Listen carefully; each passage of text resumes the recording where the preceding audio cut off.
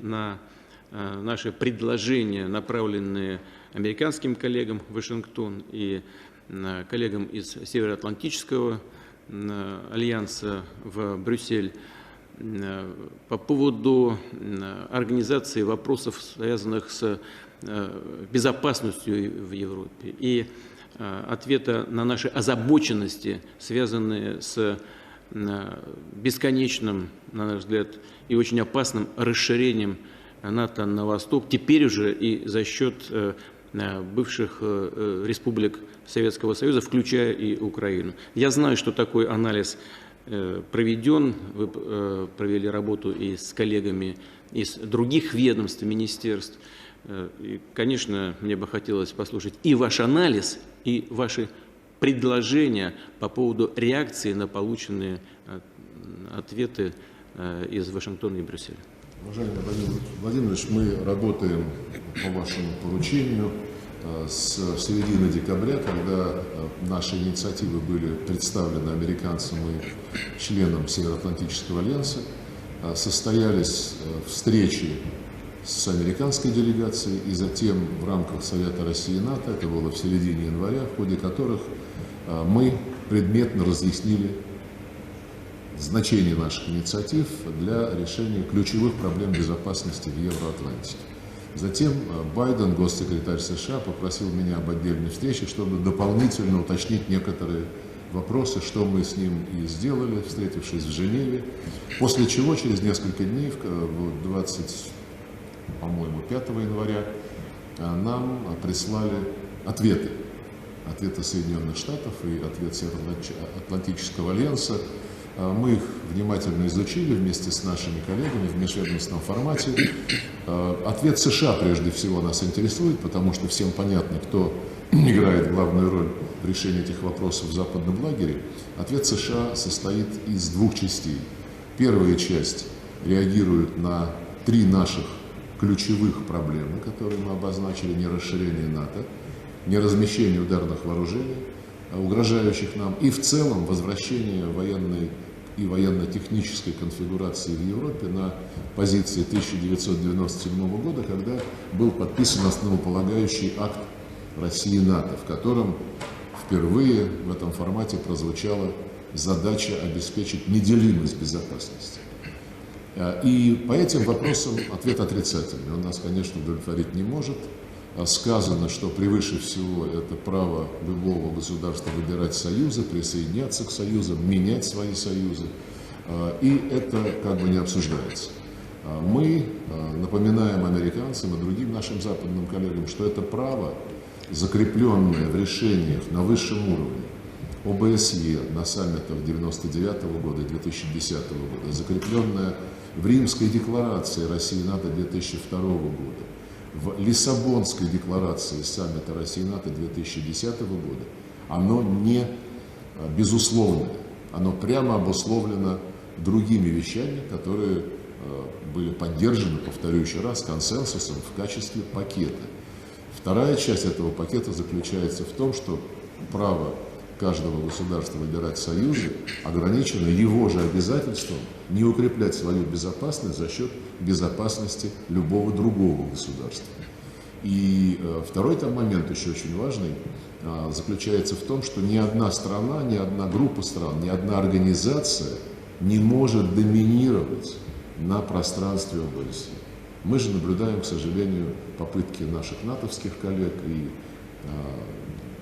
ищущего свое место Евросоюза каким-то образом сделать так, что именно они должны определять дальнейшее развитие нашего континента.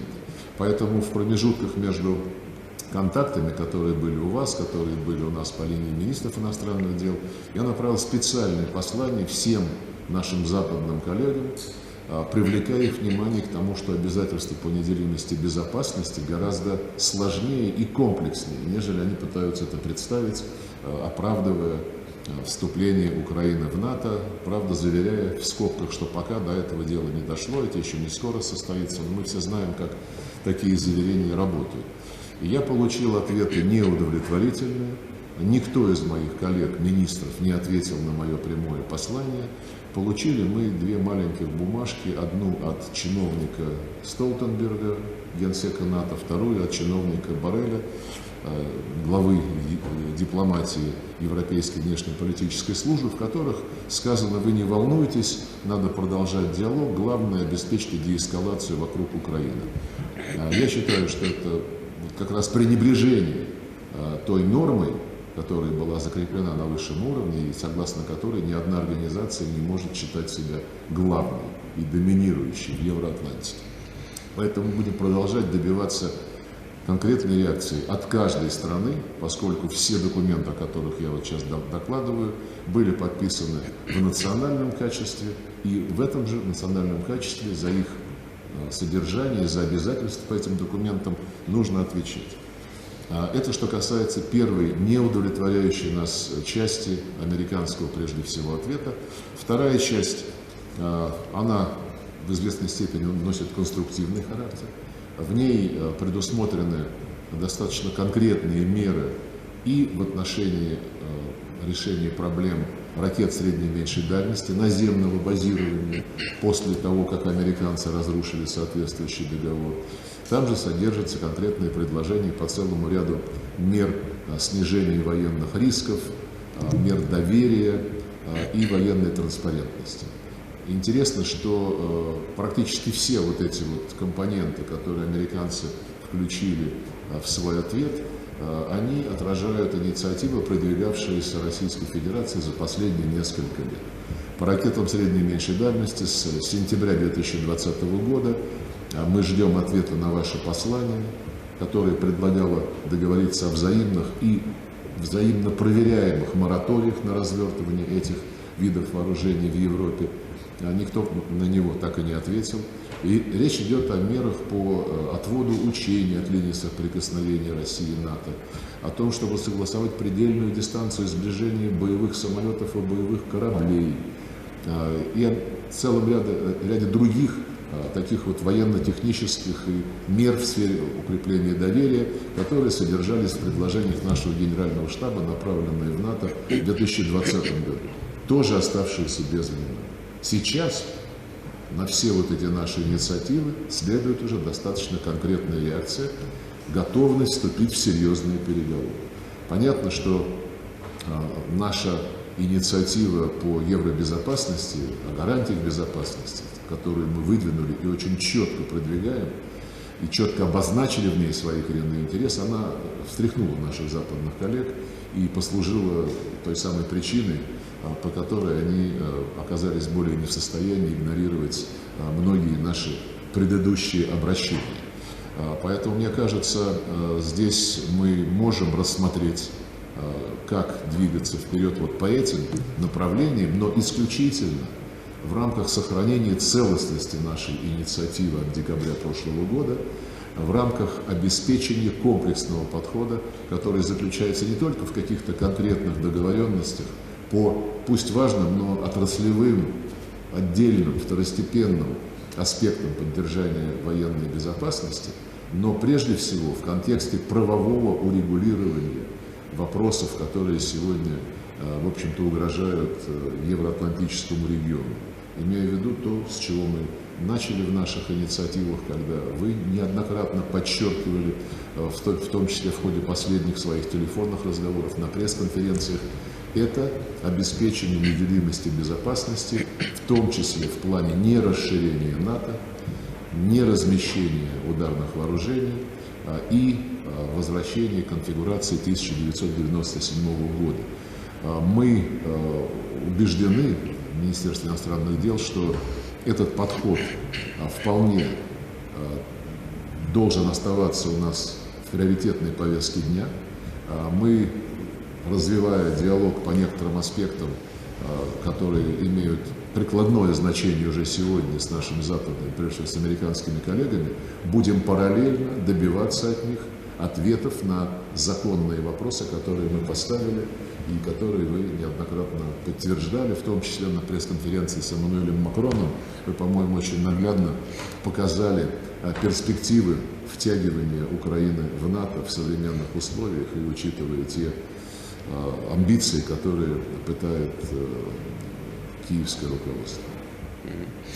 Сергей Ильич, как вот, по вашему мнению, все-таки есть шанс договориться с нашими партнерами по ключевым вопросам, вызывающими нашу озабоченность? Или это просто попытка втянуть нас в бесконечный переговорный процесс, не имеющий никакого логического завершения? Значит, мы уже не раз сказали, и вы говорили, и другие представители Российской Федерации, что мы предупреждаем о недопустимости бесконечного ведения разговоров на вопросы, которые требуют решения сегодня. Но все-таки, наверное, будучи главой МИДа, я должен сказать, что шанс есть всегда.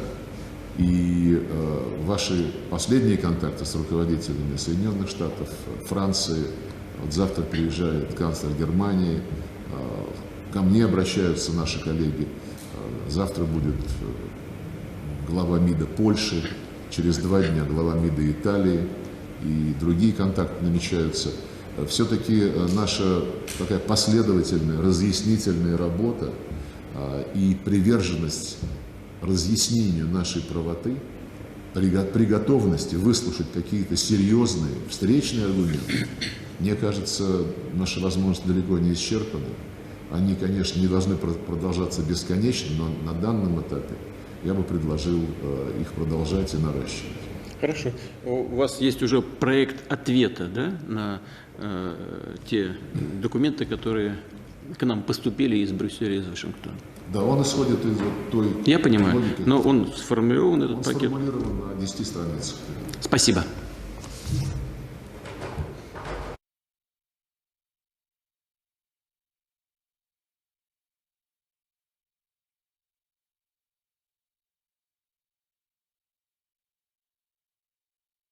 That's all. Thanks for your attention. Subscribe to the channel and keep up to date with the latest news from Russia. Good luck.